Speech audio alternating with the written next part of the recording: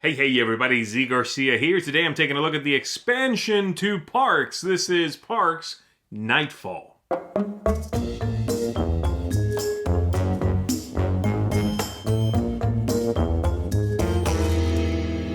Parks here is, of course, about visiting the national parks. In it, you are traversing various paths, you're going on hikes, you are collecting resources, and then you are using those to visit the different parks. It is a gorgeous game, as you can see here, and one that has a nice amount going on under the hood. It's, in many ways, a subtle game, a game in which you have to be careful how to do well, but it is a very satisfying game. So, what is Nightfall here? Well, Nightfall is going to add a couple of things. It's going to add a deck of cards which are new parks that now bring the ones in here to completion as of right now. Every park in the U.S. national parks is now featured, combining these two.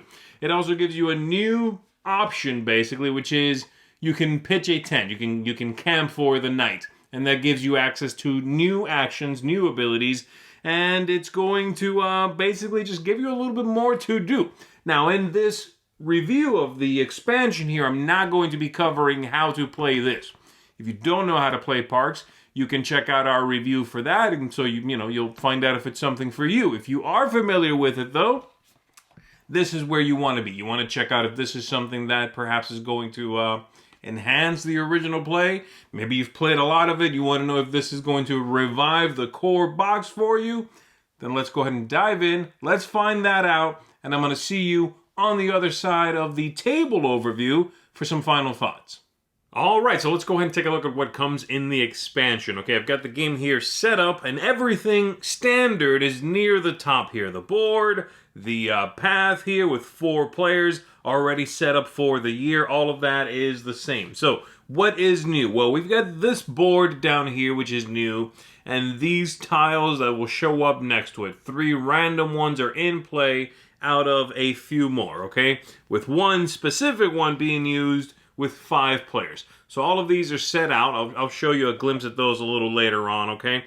We've got new cards, new parks here, and these are going to round out the deck of parks already, so you can just shuffle these in. I will point out there's one new thing on these, which is an action down here. After the cost, there is an action with a lightning symbol. That means that after you've paid for this and put it in front of you, you can then take this action. In this case, you can pay one of the trees, take a photo, okay?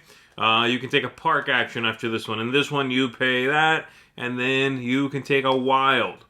This one, you pay your 2 mountains, your sunshine, take 2 water after that. Okay, so again, you shuffle these into the deck, you lay out 3 as normal. You lay out these as normal, all of that stuff. So what's the other stuff we're setting up here? You've got 4 new critters, by the way. You can just add them in to the ones you've already got, no problem. And then we are going to set up, for the beginning of the year, these tents right here. You set them up starting from the back. So looking at the end of the trail, we put one there, and we put one here, one here, one here. I want to point out this is a game for 4 players, would be for 5. I would have one more of these out there. If we were playing with 3 or fewer, then I would have to make sure that I flip this over so that there's one fewer spot right here. You'll notice that, yeah? And I would also remove this tent right here, and there would only be 3. But let's not worry about that right now. Let's say we're going with 4. Now, another thing to be mindful of is the deck of year cards from the original game. We're going to remove that entirely, and it'll be replaced by this one right here. It sort of takes the place of that deck. The main difference being, well, you can earn more of these throughout the game, so there is that. But also, the original ones, we'll take a look at one here, such as this one, says that you can do something to earn 2 points, or you can do something a little bit harder and earn 3 points. Well, the new ones don't have a cap. They're sort of on a sliding scale. So, for example, this one here says you're going to earn 1 point for every 2 mountains that show up on any parks you have. So you'll see these 2 side by side. If I earn 2 mountains, I get a point. 2 mountains with this one is nothing, right? or at least 2 parks with mountains is nothing. But then once I get 4 mountains, that's going to be 2 points. If I get 8, that's going to be 4 points, and so on. Okay? These are not quite the same. This is counting cards, not mountains themselves, but you understand what I'm saying. So these are on a sliding scale. You can just try to do as well as you can per card, as opposed to, did I hit it or not hit it? That's all there is. These are kind of all or nothing, yeah? So you'll remove the original ones. You'll put these in play. You'll do the same thing with these as you did with the other ones. Shuffle them up. Everybody gets 2. You put 1 back on the bottom, in this case, the one you're not keeping. And then you are ready to go. So what is all of this stuff doing? Well, pretty straightforward, actually. On your turn, when you take an action, if it's one of the regular places that doesn't have a tent, you do the same thing you normally would do. You take anything if it's there. You can take the action listed there, right? And then if somebody goes to one of the places that does have a tent, they'll get that. And then you have a choice. You can either take the action of the tile, or you can use this tent, okay? When you use the tent, you're going to send it down here to one of these places that does not have a tent yet. If you go here, you can give up your water to turn that into wild tokens. You can do that up to 3 times. Over here, a single mountain for 5 sunshine. Grab a canteen, get some water. And then these 2 spots are going to allow you to pay some sunshine and grab more of these. That's how you can keep earning these. So in this game, these become more important. You can get as many as you want to, right? Again, I'll remind you, once you go there, somebody else later on, if they go to one of these, they cannot go to the same one. They have to take something else.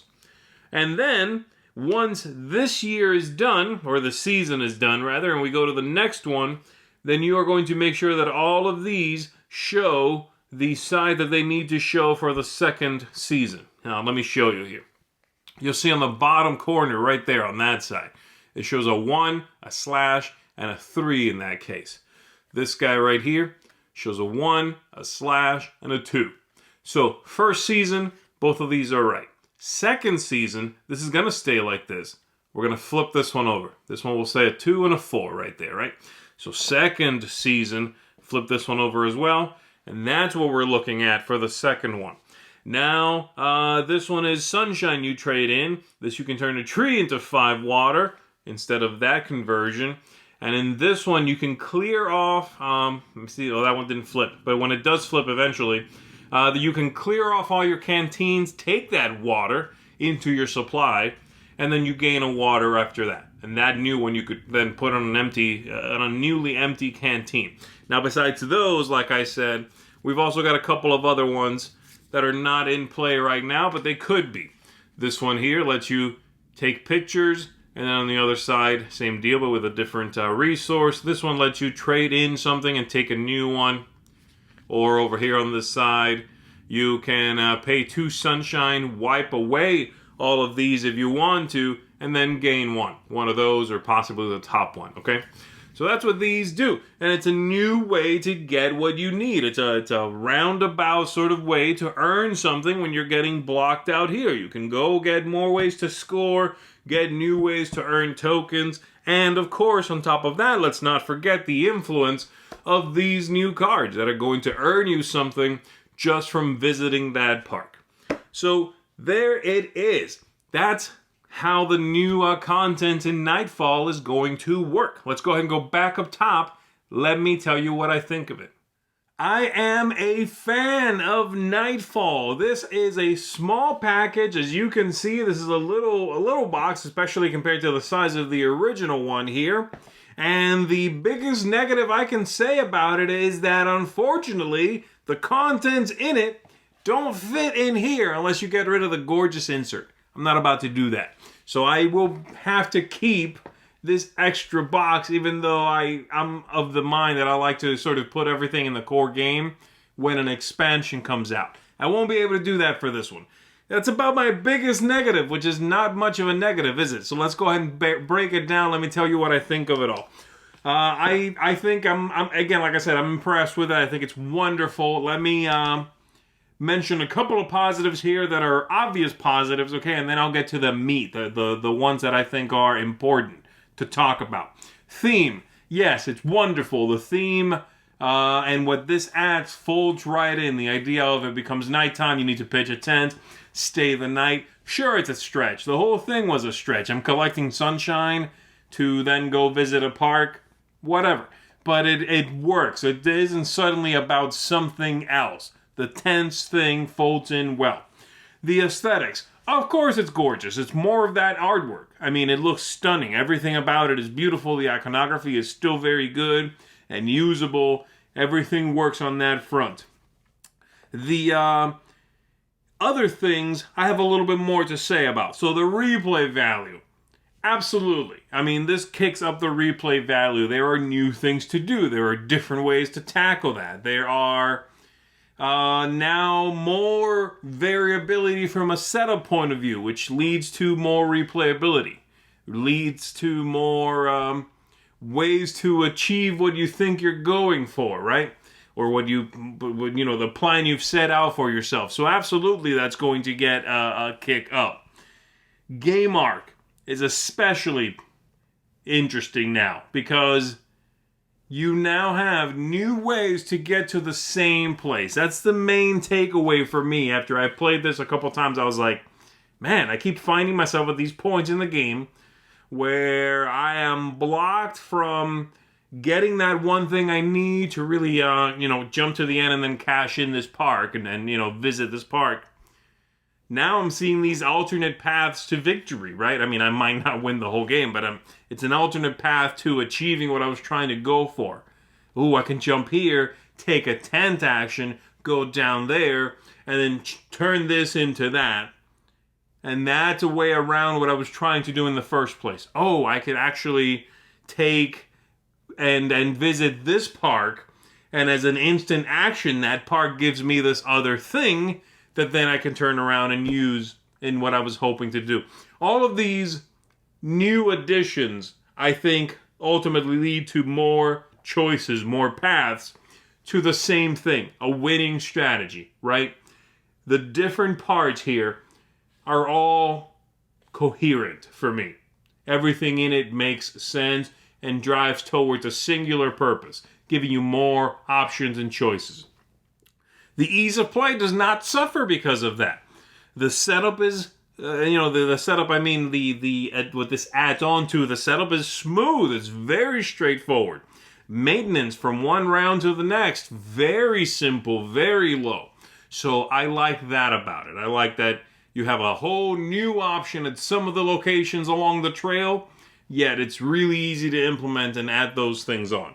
Lastly, tactics, strategy, luck. I've already kind of talked about that. It's all out there, right? This new stuff, except for the new year cards, and becomes a whole new thing. That's probably the weakest thing from the original game, right? You would draw a couple of these at the beginning, you'd keep one of those two right at the top of the game, and then you were gonna at most get 3 points from that.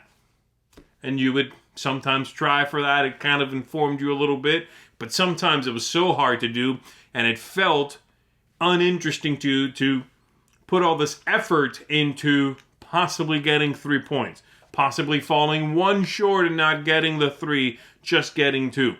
Or maybe one short of the 2 points, which gave you nothing at all, right? That's the biggest change, I think, and that is the most wonderful change. Those new cards, you're going to draw more of them throughout the game. You're going to have more hidden scoring. I'm a big fan of the hidden scoring in the game because it's not you're not quite sure who's winning at any given moment, right? I like that a lot.